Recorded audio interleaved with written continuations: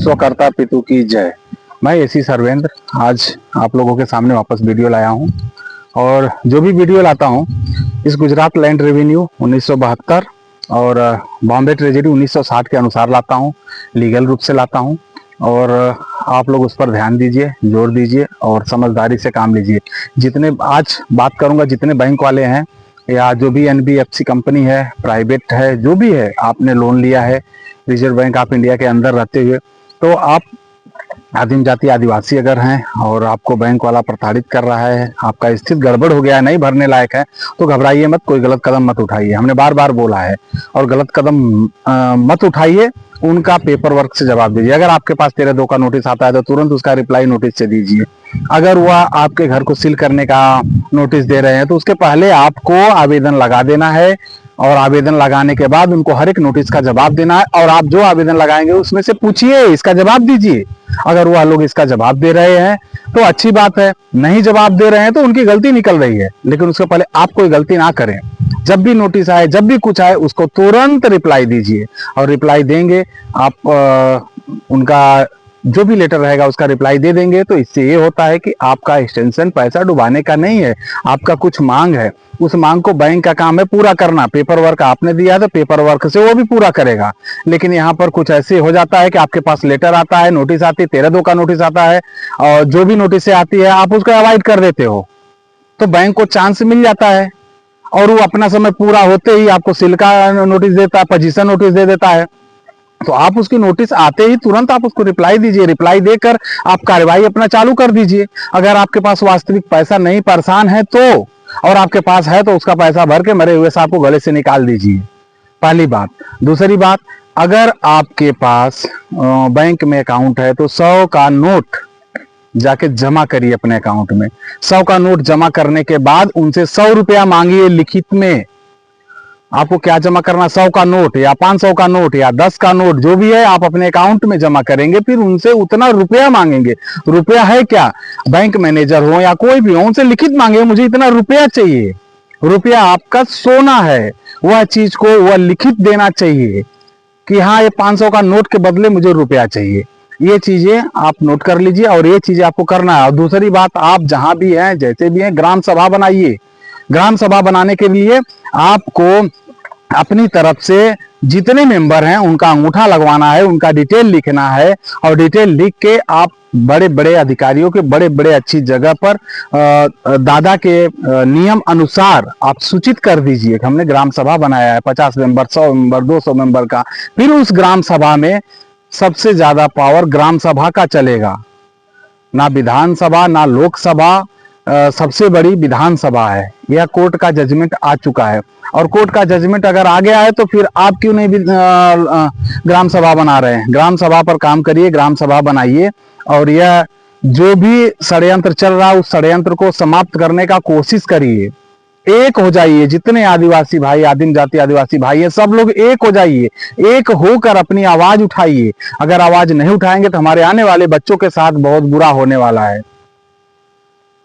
ये ऐसा सिस्टम होते जा रहा है कि पहले रुपया गायब कर दिया गया, फिर नोट आ रही है, नोट को भी गायब कर दिया जा रहा है, नोट को गायब करके डिजिटल कर दिया जाएगा, डिजिटल को भी गायब एक साथ में कर दिया जाएगा। आप क्या करेंगे?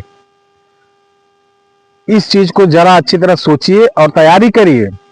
और बैंक के लिए तो मेरा बस यही है कि आपको अगर रिकवरी एजेंट चवन्नी छाप परेशान कर रहा है, कॉल पे कॉल कर रहा है, तो गलती आपकी, आप उसका जवाब दे दीजिए, आप लेटर दे दीजिए, आवेदन लगा दीजिए, उससे हर एक चीज का जवाब दीजिए। लेकिन डर के आप जितना भागेंगे उतना वो दौड़ाते जाएगा, आपका प्रॉपर्टी सील करेगा, आपका कुछ भी जो भी अनलीगल तरीके से होता है करेगा। लेकिन आप लीगल तरीके से उसका जवाब दीजिए, लीगल तरीके से कार्रवाई करिए। और ये सब अगर आप नहीं कर रहे हैं तो गलती आपकी मानी जा रही है, हर जगह मानी जा रही है। आप अगर लड़ रहे, विरोध कर रहे, कितने हमारे साथियों का PIL दाखिल, अगर कोई बोल रहा है, और भी टीम के कुछ लोग हैं जो बोलते हैं कि 1 लाख मेंबर हो जाएंगे, 50,000 मेंबर हो जाएंगे, इतने मेंबर हो जाएंगे तो ही हम PIL दाखिल करेंगे। हमने 1 मेंबर का PIL दाखिल करके सुप्रीम कोर्ट में दिखाया, सब जगह भेजा भी है। 1 आदमी का PIL दाखिल होता है, लेकिन उसका एविडेंस डॉक्यूमेंट प्रॉपर रहना चाहिए। आप ये सोचिए कि PIL ऐसे दाखिल कर देंगे तो वहां पर जो रजिस्ट्रार है, जो PIL आपका जो भी पेपर है देखता है, उसमें एविडेंस प्रूफ में ताकत रहती है, तब जाके PIL दाखिल होता है, अन्यथा नहीं होता है। चाहे सेशन कोर्ट हो, चाहे हाई कोर्ट हो, चाहे सुप्रीम कोर्ट हो। हमने डायरेक्ट सुप्रीम कोर्ट में हमारे एक मेंबर का पीआईएल दाखिल हो गया है, जो कि हमने डाला है अपने ग्रुप में, सबको दिखाया है पीआईएल का। ये पीआईएल नंबर है, ये आप चेक कर सकते हैं, सब कुछ है। तो आप भी उसी तरह करिए, लेकिन आप कोई गलत कदम मत उठाइए, किसी से बदतमीजी मत करिए। डॉक्यूमेंट के द्वारा, प्रूफ के द्वारा, पेपर वर्क के द्वारा आप लड़ाई लड़िए। पेपर वर्क के द्वारा आप उनको बताइए कि हम कमजोर नहीं हैं, हम आदिम जाति आदिवासी हैं, और आदिम जाति आदिवासी ही यहाँ का मूल बीज है। आदिम जाति आदिवासी ही यहाँ का मूल है। बाकी सब लोग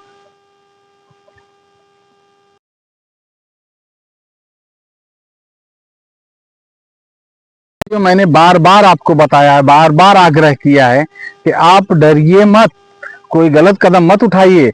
सभी आदिवासी भाइयों को मैं जागरूक करने की कोशिश कर रहा हूं। एक बात आप बताइए, मेरे जागरूक करने से पूरा आदिवासी समाज जागरूक नहीं होगा, बहुत से लोग जागरूक कर रहे हैं। आप उस पर ध्यान दीजिए, वीडियो देखिए।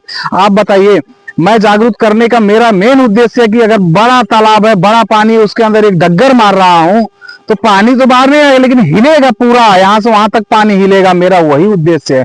अगर मैं एक डग्गर मार के हिला रहा हूं तो आप लोग भी, सब लोग तैयार होके आवाज उठाइए, और जो गलत हो रहा है उस गलत कार्य के खिलाफ में खड़े हो जाइए। अगर आपके साथ कोई भी गलत कर रहा है तो उसके साथ आवाज उठाइए और बताइए। आप वीडियो बनाइए, उसको डालिए सब जगह, दिखाइए कि हमारे साथ ये गलत हो रहा है। आपका घर सील हो जा रहा है, आपका प्रॉपर्टी सील हो जा रहा है। बैंक का उद्देश्य क्या है? बैंक आपको पैसा देता है, पैसा देता है तो आप अपना सैलरी, पगार या जो भी इनकम है खेती बाड़ी से सोच के सोचते हो हर महीने भर दूंगा, ठीक है।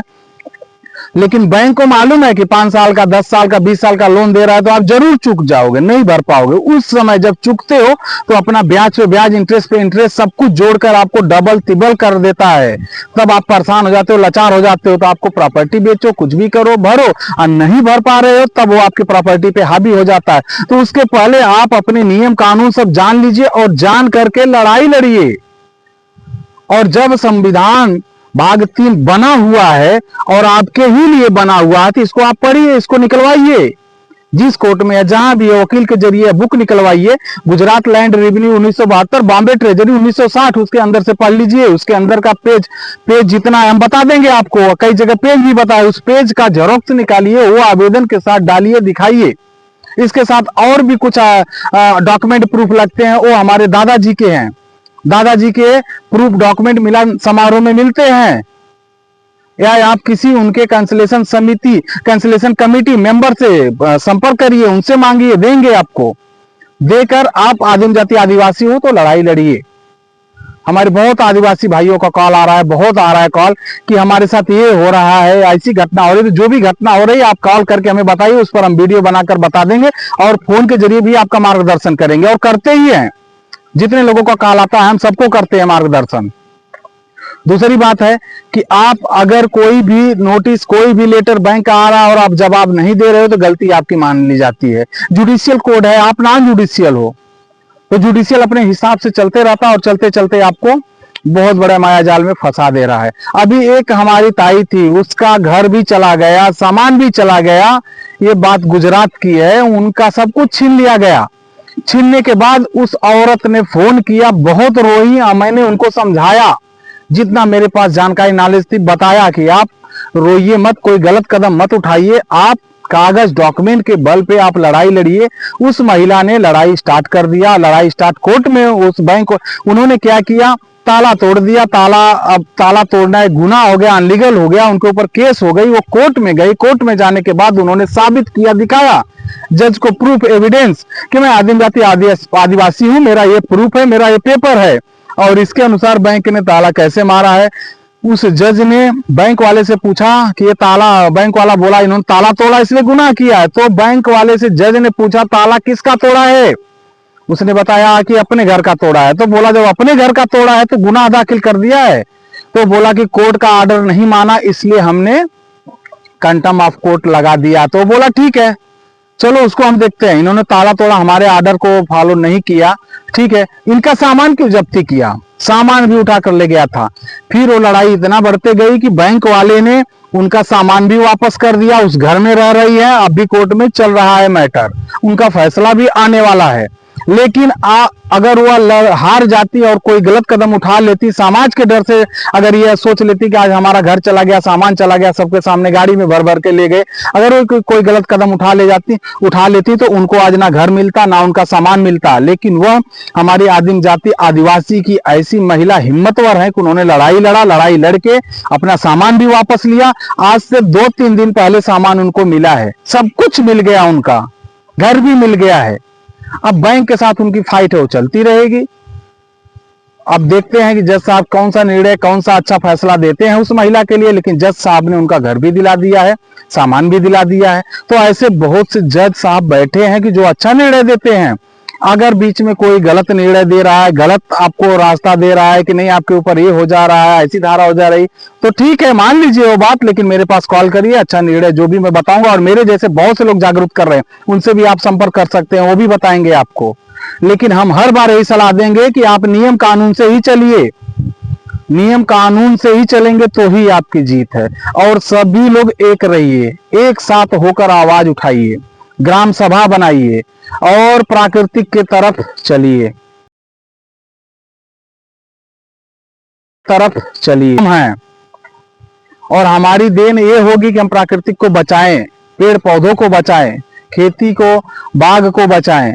ये चीजें ध्यान में रखते हुए आप प्राकृतिक की तरफ रिटर्न आइए। जितने भी हैं लोग बाहर या सिटी में बसे हुए हैं, प्राकृतिक की तरफ जाइए। और भाइयों, आदिम जाति आदिवासी जितने हैं, एक हो जाइए। एक होने के बाद आप कोई भी कदम सोच समझकर अच्छा निर्णय लेकर उठाइए। बैंक से परेशान है, समाज से परेशान है, तो वहां पर कोई गलत कदम मत उठाइए, कोई घटना मत करिए। मैं आपको हजारों बार बोल चुका हूं। सब लोग एक हो जाइए, एक होकर आवाज उठाइए। और बहुत से चीजें हैं, लोग चैनल पे जागरूक कर रहे हैं, उन चैनलों को ध्यान दीजिए। कोई गलत नहीं बोल रहा है, उन चैनलों को ध्यान देकर आप लोग उसका नॉलेज लीजिए, ज्ञान लीजिए और अच्छा कार्य करिए। और दूसरी बात बैंकों के लिए है, तो बैंकों को चवन्नी छाप एजेंट जितना भी आपको परेशान कर रहे हैं, जितना भी दिक्कत दे रहे हैं, उनके पास आप मांगिए ना, डीआरए लाइसेंस मांगिए, ऑथराइजेशन पेपर मांगिए, विजिटिंग लेटर मांगिए, फिर उनसे बात करिए। अगर नहीं है तो अन्यथा बात मत करिए। पहले जितना वो लोग उल्टा सीधा बात कर रहे थे, अब तो कम हो चुका है। आरबीआई ने गाइडलाइन जारी किया, ये गलत नहीं बोल सकते हैं, उसके अनुसार वो लोगों ने बहुत सीमा में हो चुके हैं। आप लोग खुद देखिए, अगर वह लोग सीमा में, उनको ऊपर दबाव पड़ रहा है, तो आप भी नियम कानून से चलिए, आप भी जवाब दीजिए उनको लेटर से, पेपर वर्क से ही देंगे, पेपर वर्क से ही वो सब कुछ करते हैं ना। और जिसका पर्सनल लोन है, बिजनेस लोन है, वह भी निश्चिंत रहे, निश्चिंत होकर जवाब दें उनका। लेकिन लेटर वर्क दें, अपने पास प्रूफ रखें।